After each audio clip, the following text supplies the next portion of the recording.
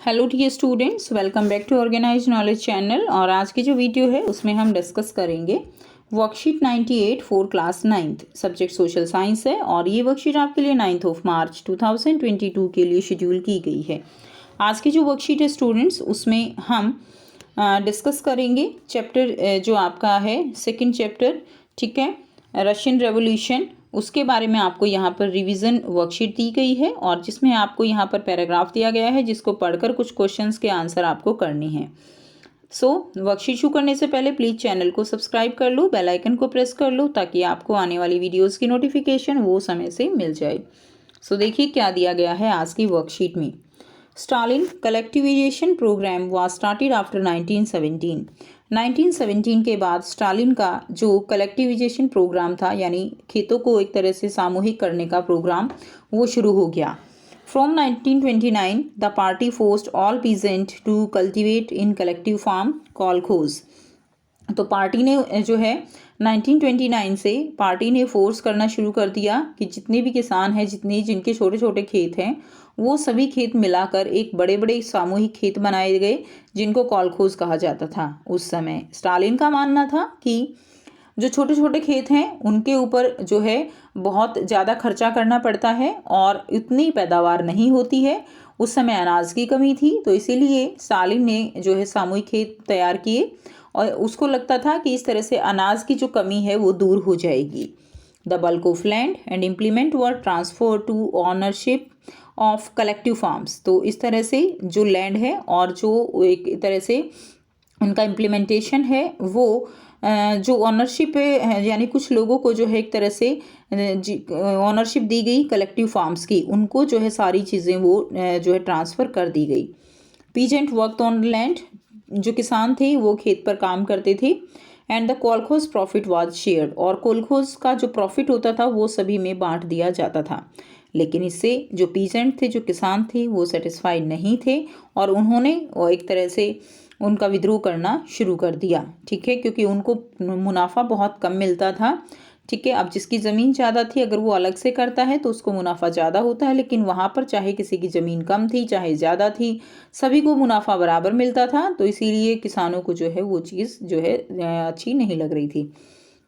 Anrich peasant registered the authorities and destroyed their livestock. And जो गुस्से में आए हुए किसान थे उन्होंने अथॉरिटीज़ को रजिस्ट करना शुरू कर दिया और उन्होंने अपने जो लाइफ स्टॉक थे, यानी जो पशु थे, उनको मारना शुरू कर दिया।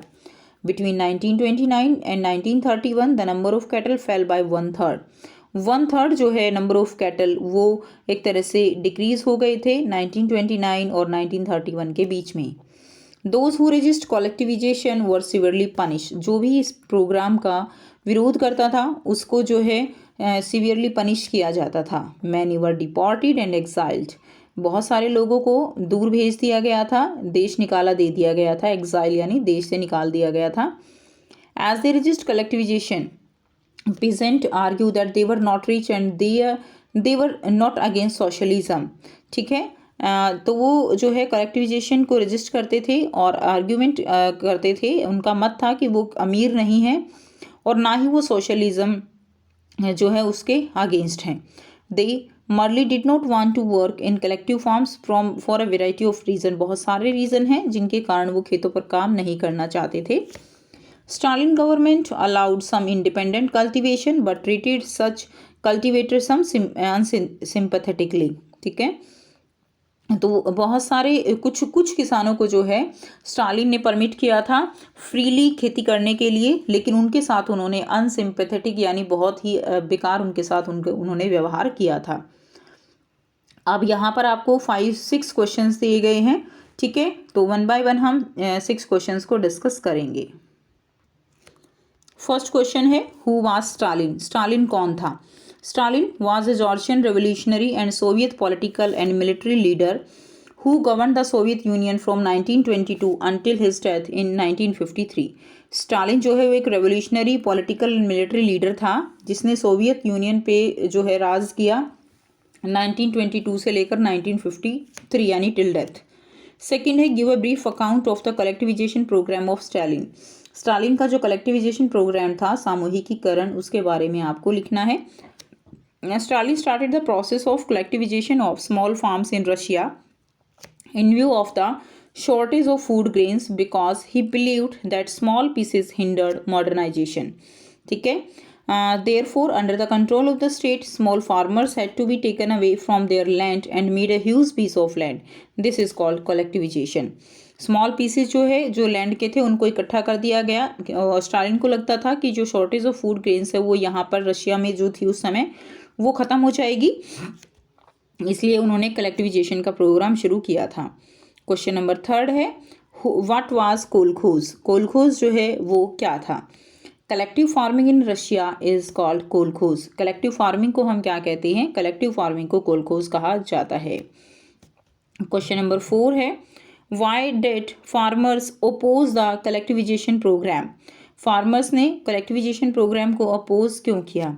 सो peasant argued that there were not rich and that they were not rich. Peasant ने आर्ग्यू किया कि वो जो है अमीर नहीं है and they were not against socialism. They merely did not want to work in collective form for a variety of reason. वो वहाँ पर काम नहीं करना चाहते. The farmer work collectively and only the profit were divided among all the farmers. उन सभी को इकट्ठा काम करना पड़ता था और जो प्रॉफिट था वो बराबर में बांट दिया जाता था, चाहे किसी की ज़मीन ज़्यादा है चाहे किसी की ज़मीन कम है. तो इस तरह के रूल से वो बिल्कुल भी खुश नहीं थे. क्वेश्चन नंबर 5 है how were the farmers opposing this programme. जो फार्मर्स थे उन्होंने इस प्रोग्राम को अपोज क्यों किया था.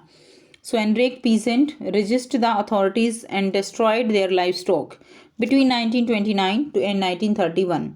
ठीक है, तो जो किसान थे उन्होंने अपने जो पशु थे उनको मारना शुरू कर दिया.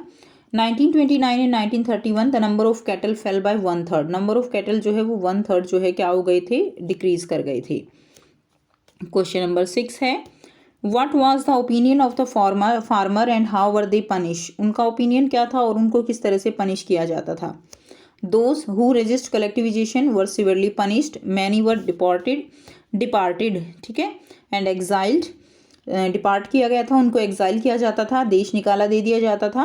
As they resist collectivisation peasant argues that they were not rich and they were not against socialism. उनका आर्ग्यू था कि वो अमीर नहीं है और ना ही वो सोशलिज्म के अगेंस्ट हैं. ठीक है, तो ये आंसर आप इसमें लिख दोगे. तो यहाँ से आपके इंपॉर्टेंट क्वेश्चन बनते हैं कि कलेक्टिविजेशन क्या है और क्यों उसको जो है जो पीजेंट थे वो उसको एक तरह से आर्ग्यू कर रहे थे और उन्होंने किस तरह से उसका विरोध किया. तो ये कुछ इंपॉर्टेंट क्वेश्चन जो है आपके यहाँ से कवर होते हैं.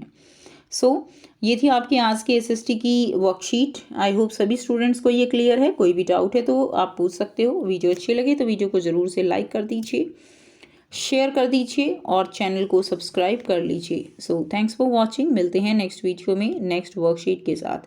Take care, have a nice day.